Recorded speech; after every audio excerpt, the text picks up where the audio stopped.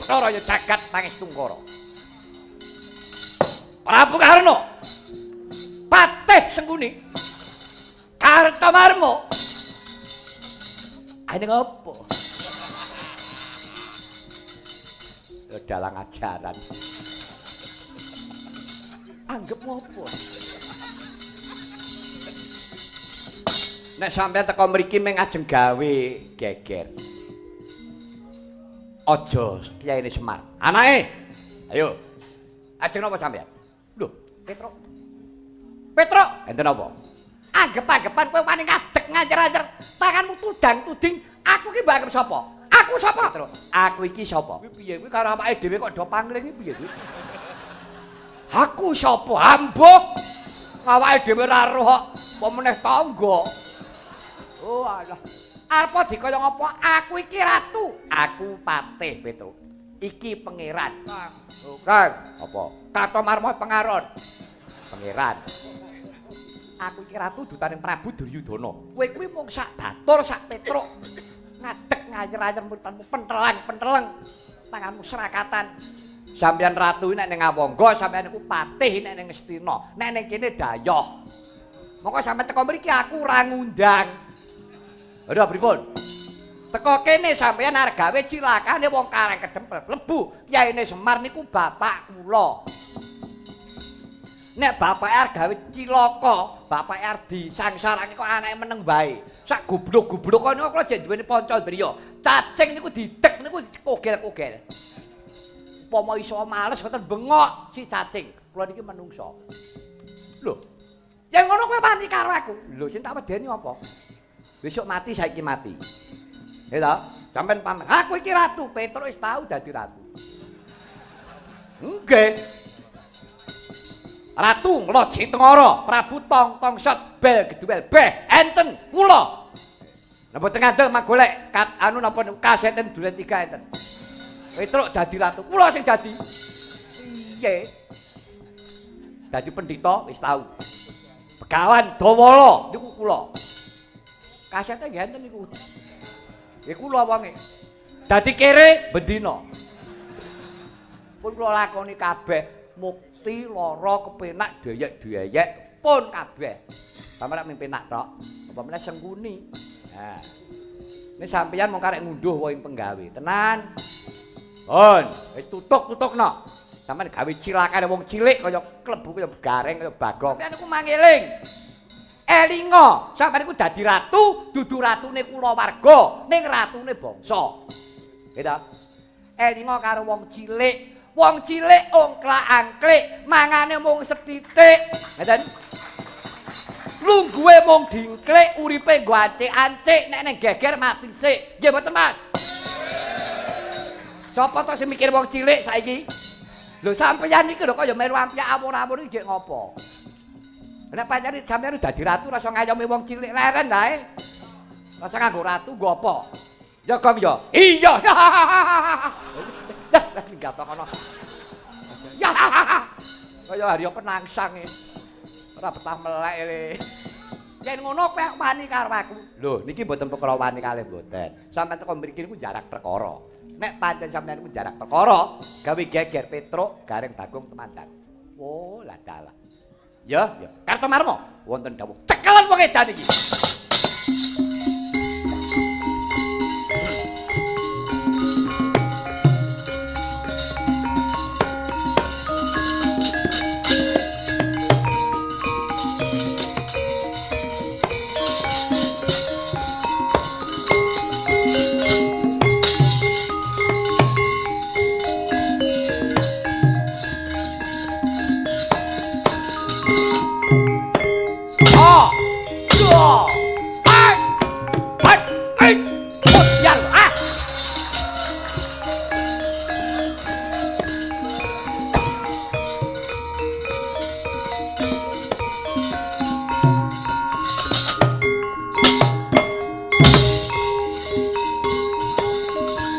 Gong diopeni. Oke ya.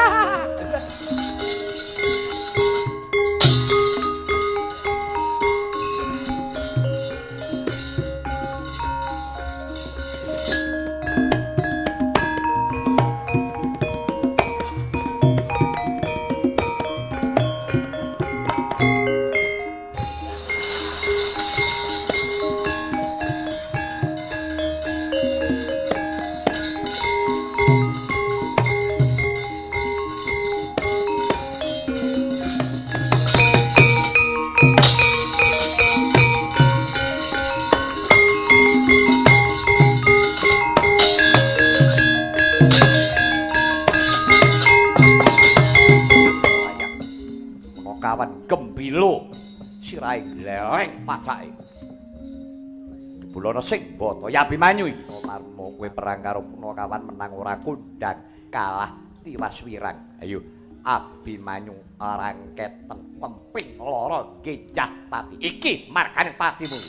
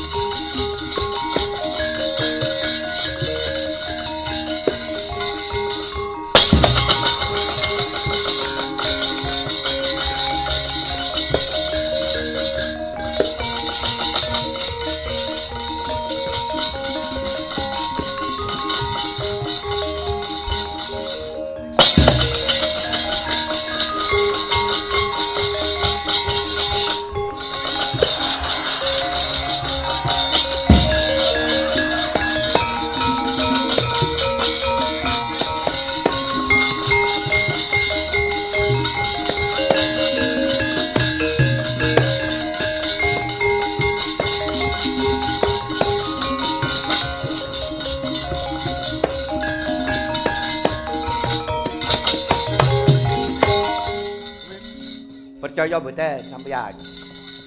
Wis ta Kurawa kon numplak kekuatane. Nek kon perang karo Abimanyu kok menang, kula mangwelehke. Tenan niku. Ora kok banget mentukmu njagake kemenangane si Abimanyu. Lho. Sampeyan dereng ngerti. Mula nek urung ngerti iki takon aja maido. Apa sebabe Abimanyu kok peng-pengan? Lah sebabe apa? Sebabe Abimanyu ku nek perang wis ora nggawa nyawa. Wong ora nggawa nyawa kok urip. Lho karang wong pinter ngono kuwi. Lah nyawane lho eneng titipan. Oh, ora kandel ta kowe? Lah saya dititipi.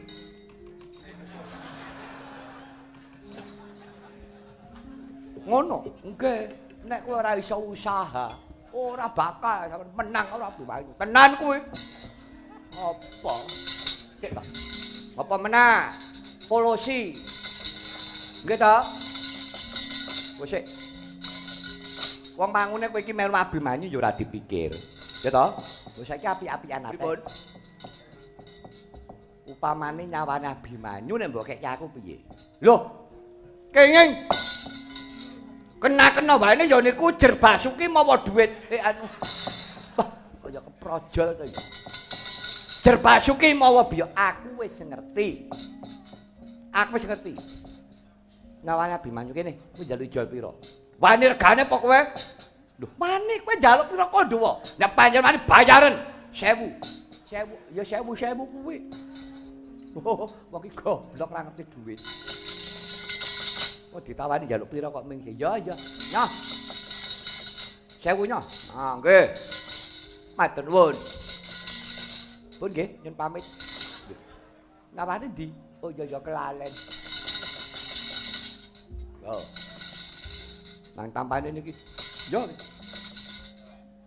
Ki nyawa kok dibuntel plastik. Kena aja ketara nek kuwi nyawa ngono. Oh ngono diomongi kok piye to? Lah carane piye? Abimanyu Sumbarana buntelan plastik kuwi dunyet-unyet. Mesti mati, mesti mati. Kuwi tenan tak tanggung tidak luntur. Amuk Suramrata Jayamrata Abimanyu iki margane pati. Nyawamu didol 1000 karo Bagong. Kelakon mati. Kuwi lah wenter. Aduh, tanganku ireng kabeh iki. Median ayak to didol 1000.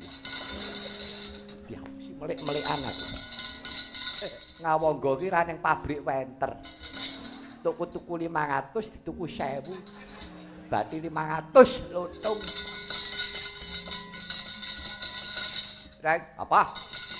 Ngawangga ki ra ning pabrik wenter. Lho kok ngono? Lho, wenter tuku-tuku, wenterku ireng kae tak nggo menter kathok sirku. Heeh. Dituku 1000, tuku-tuku ra 500. Oh iya, gila-gila ditek gila-gila.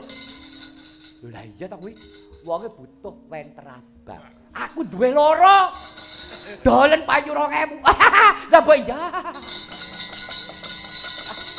Tuku 1000 payu 2000 berarti 1000. Lumayan. Apa wah. Ujune ana banyu. Mas wenter abang loro, Mas. 2000 tak tanggung tidak luntur, Mas. Payu pira, Reng? Payu matamu dijotos e. Kowe goblok men bar tapusi kok wapusi legan golek momongan. Parat Abimanyu maju kowe.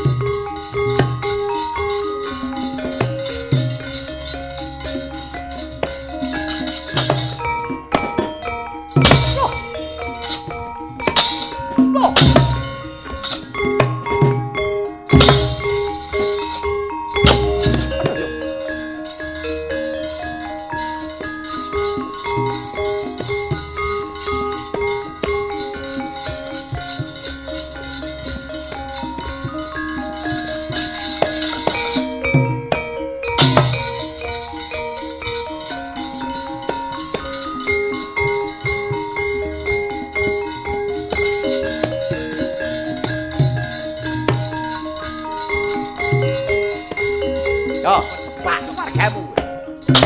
Wah. Parah. Yo, yo. Hot, hot, hot.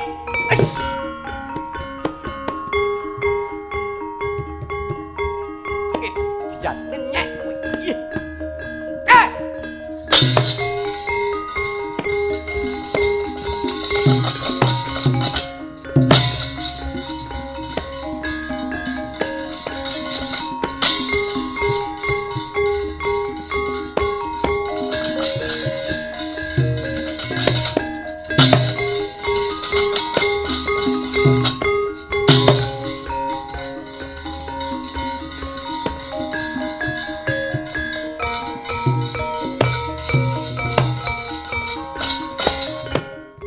Ayo, ngudang siunge Bathara Kala. Sawi kula dherekaken.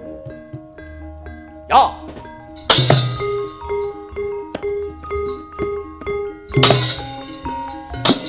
Yo.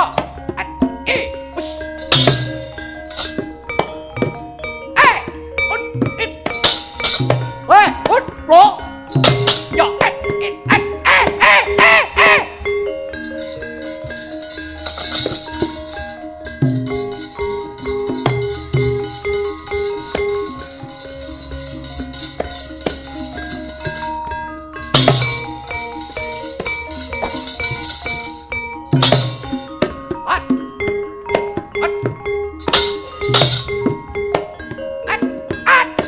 Mati aku.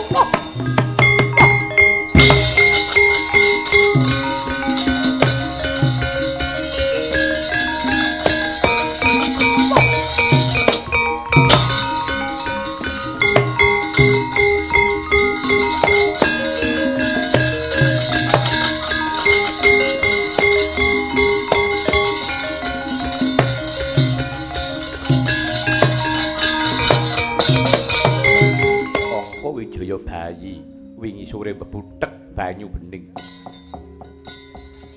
Ora semingkir saka pengarepanku. Apa dadak kowe goleki nesune bapakmu?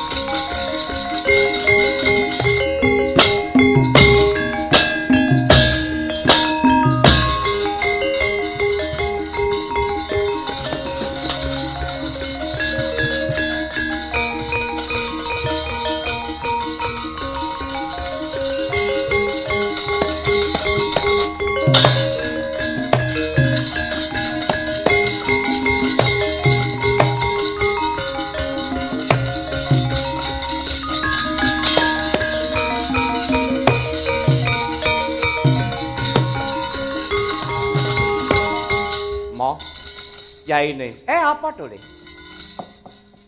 Nek kowe manut aku ayo lunga, Mo. Ayo ngungsi. Ya kene. Wah. Wis. Sisip katuranggane kurang-kurang bejane wong karakedhep entek iki nggo. Ya kene, Ndara Sepuh rawuh. Ndara Sepuh sapa? Ndara Arjuna. Ndara Janaka rawuh. Ketoke gendon rukun gedhe kanthuk pidak jempol karo Kurawa. Wis piye? Wis ngene iki. Wow, wis. Bareng Ndara Janaka rawuh ngendika Abimanyu bayi wingi sore bebutek banyu bening ora ngerti karepe wong tuwa apa dadak ngenteni nesune bapakmu Ndara Abimanyu lepat las ngono wae lah aku ya ngono ora klebate Ndara Janaka wis bengok aku mlayu wis ning pinggir lapangan aku ngidak wedhus mak ngek lah wedhuse sapa mbok mati mbok urip. Wong aku yo ora sadar. Truk. Truk. Apa? Kowe tak tekoni ngaku kok. Ya gene. kowe melayu ngidak aku mau jarak ora. Kapan mau nang nggih lapangan mau. Kowe to. Aku no. Lah. Tarane nek wedhus. Wedhus kok sarungan ki matamu iki lho bocah. Genah aku wis ngomong ngidak weteng. Ora ndang dicul ke malah dinggeng. Malah mbok ngenek-ngenek kene. Ora cetha babar pisan. Ora jarak kok. Jarak karo ora rasane padha kok. Kok ora jarak. Pak, ayo lunga, Pak. Tenan wis to. Bener ngomongane Petro. Apa nek perlu ndelik? Ndelik nek perlu ya omah karo pomahamu iki dolen. Manggon-nggonku nyewa. Sagra nek nulung. Wis semingkira to, semingkira. Kok tak temonane ndaramu. Mo, Ndara Janaka ki duka ya. Lelakon iku ora cukup dinesoni. Lelakon iki ora cukup nesu-nesunan. Kanthi kesabaran. Peninging cipta meneping rasa nek mung ngamuk-amukan ngono keh tunggale. Dalan-dalan kuwi kebak. Ning golek katresnan, golek sabaran ki wis angel. Lah ora kepengin ngrungokke wejangan. Mbok wejango ngantek demimil ya tetep gegeran tek apa. Wis kono semingkira. Ah, karepmu mo wis nang apa-apane mbuh ra idep.